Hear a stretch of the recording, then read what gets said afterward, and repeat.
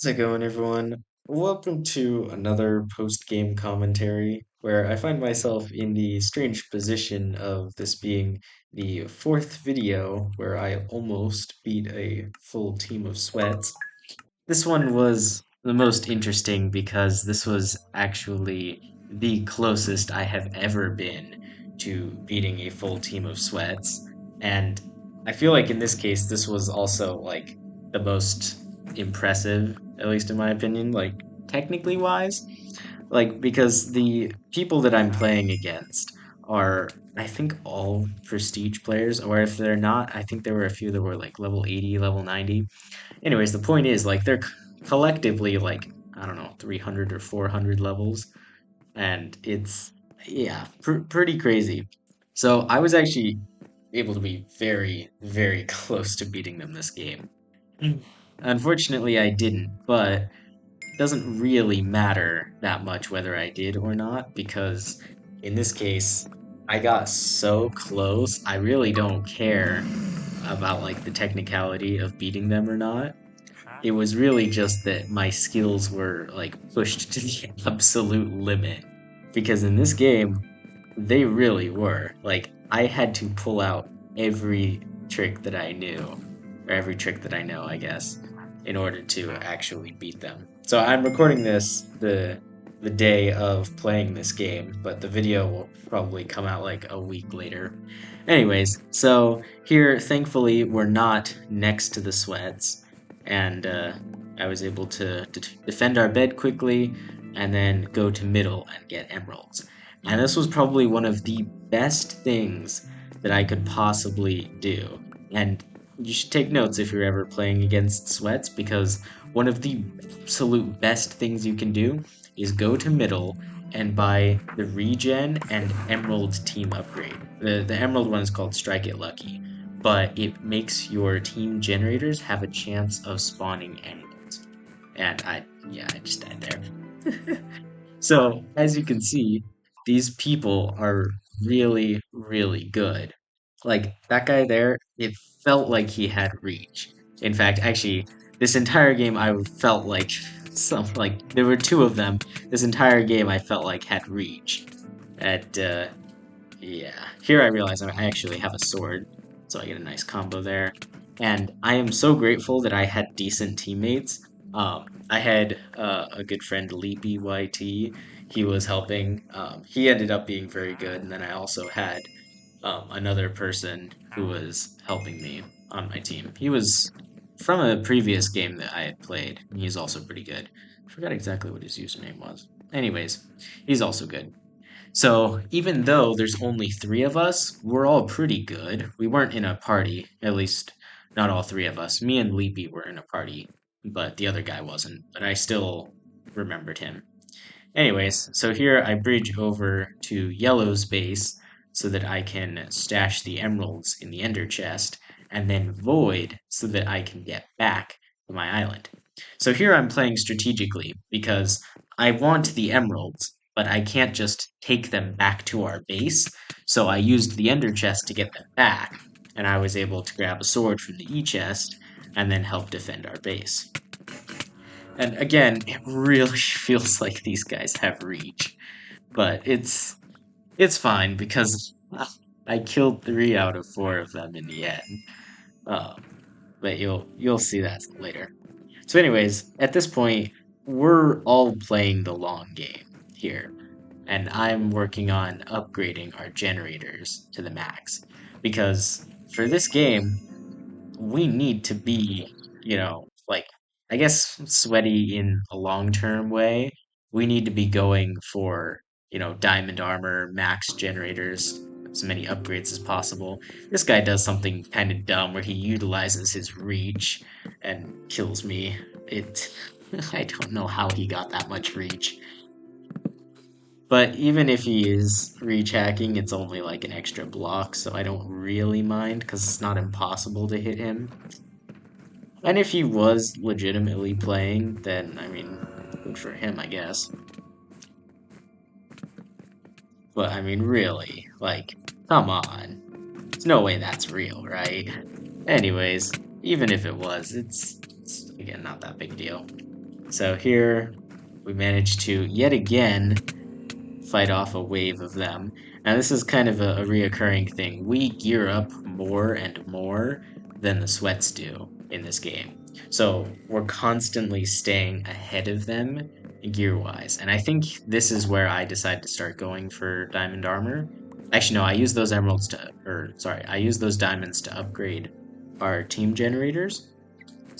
And then I decide after that I'm going to go for diamond armor. But here we help fight off another wave. That was probably the closest anyone got to breaking our bed before they actually did. And this entire time, I'm still in chainmail armor, and I'm killing these sweats that are in iron armor and helping to defend our base. Man, I'm kind of tired. Anyways, so we're all just focusing on defending the base. My teammate got a diamond sword, which was actually very helpful. But it ended up being kind of annoying how the sweats were just continually rushing us, like just buying a sword blocks and just immediately coming. However, as annoying as that might have been, that was probably one of the worst tactical decisions they could have made, because we were playing for the long game. And when you play for the long game, you focus on small upgrades to your gear, your base, anything you can do that will give you a long term benefit. And in this case, I go to mid and get 18 emeralds. 18 emeralds. And that's so incredible that it doesn't even matter that our bed is destroyed because I was focused on getting better gear. And now, with 18 emeralds, I can do so much. In this case, I quickly buy 2 jet boosters because I don't have much else. And I just book it because I know that if the sweats were able to break our bed, then they were probably going to kill my teammates. And in this case, they did kill both of my teammates. So now I'm going for blocks, buying other things, just making small upgrades to my gear. I check behind me as I'm running along the bridge. Leapy says in the chat, "Go Octo." So now I'm like really locked in and I'm trying my very, very best to win this game for my team and do everything in my power to finally win against a 1v4 of sweats. And like I said in the beginning, this was probably the most powerful team of sweats I have ever faced. Anyways, so here I sit, wait for another diamond to spawn. That way I can get diamond armor. And again, the thing of staying ahead of everyone in terms of gear, I'm wearing chainmail armor right now as I'm running from these sweats. But because I was staying ahead, I was able to buy diamond armor and upgrade to an iron sword. And now all of a sudden, gear-wise, I am way, way above everyone else in this game. And that's a really big thing that comes into play when trying to beat sweats. You don't have to be more skilled than them in Bedwars. You just need to outplay them and have better gear than them. Like, right here, I tried to kill one, but it's okay. I had a golden apple for healing, and I have 2 jet boosters, so even if I break one, I can just buy another. Now here I'm running through middle, and there's someone trying to shoot a bow at me, but it's okay, because I'm good at running, and I really needed to just keep running this entire game, because people were cutting me off at all corners, like, genuinely everywhere they could. So I managed to get some more stuff from my base, I boost over to the Diamond Island, and I'm continuing to run, and I realize I'm at their base.